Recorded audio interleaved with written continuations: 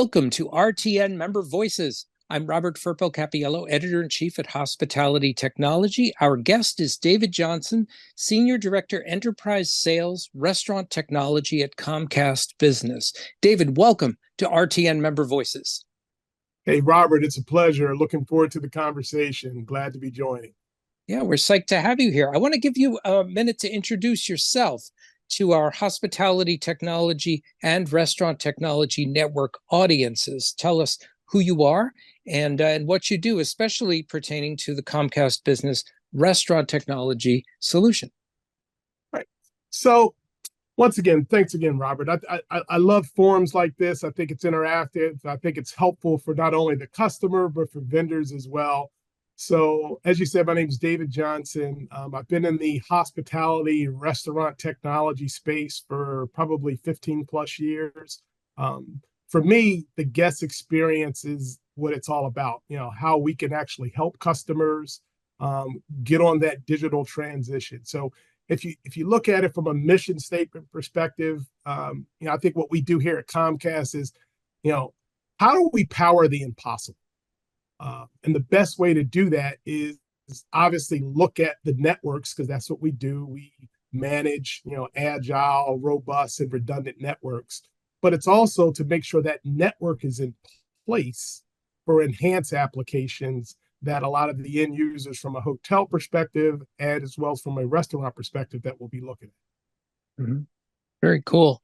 So in this series, RTN Member Voices, I know our audience at Hospitality Technology and Restaurant Technology Network like to hear perspective on current restaurant industry challenges and or opportunities. Sometimes the challenge and the opportunity are the same thing. We would love to hear your thoughts on that. Well, you know what? When it comes to challenges, I like to kind of separate them a little bit, because I think there's technology challenges, but there's also challenges that the restaurants have that aren't technology based, but they kind of lead in and eventually intertwine. So, if you look at the restaurant, they're looking at operational costs. How can they reduce operational costs? They're looking at, finding productive employees, to manage their restaurants and work within the environment. Inflation costs due to equipment, due to food services, and loyalty. They want to get that customer to come in their restaurant, stay loyal, repeat customers, because I think that's what it's all about.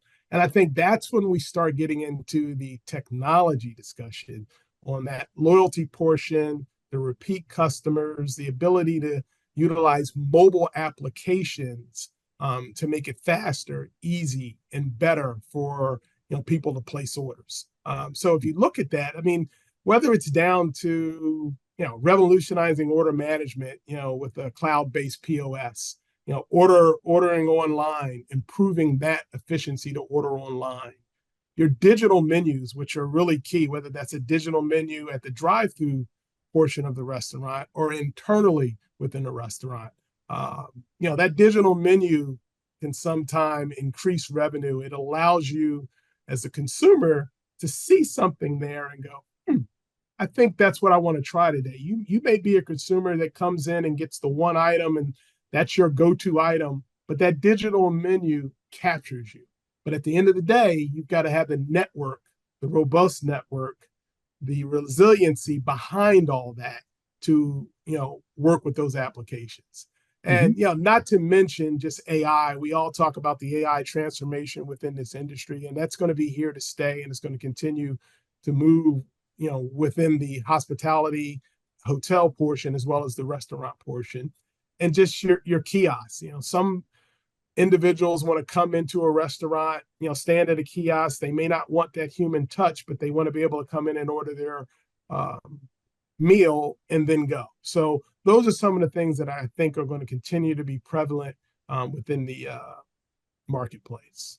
Mm-hmm. Yeah, that's a great look at trends. And of course, the natural follow-up is how can technology and specifically maybe some solutions from Comcast Business be applied to those challenges and opportunities that the restaurant industry is facing?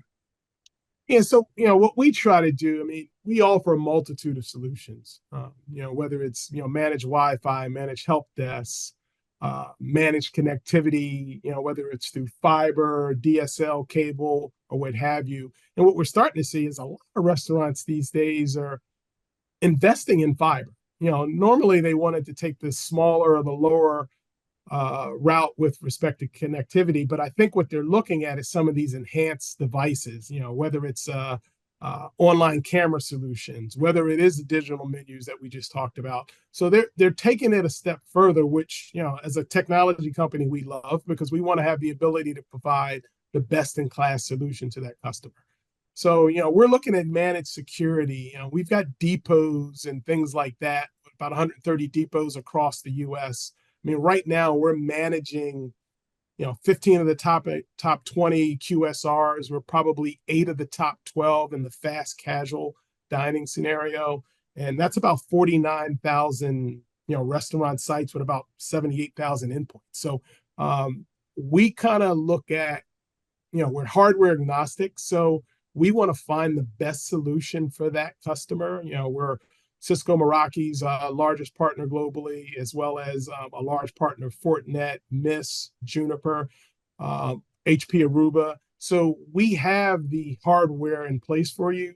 Then it's to top and put on that extra sauce, I would say. And I think a lot of people look at Comcast as, you're a connectivity company or a cable company. But I think there's a portion of that is Mist, which is our Comcast ecosystem, because that ecosystem allows us to overlay what we do in our theme parks, because we own hotels, we have restaurants in these theme parks, and we have technology in there. So they're almost like a think tank for us to kind of take a look at some things.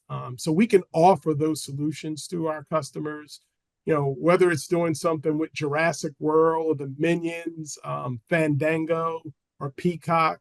We've got Effect TV that many of our customers advertise on, which is a Comcast-based company.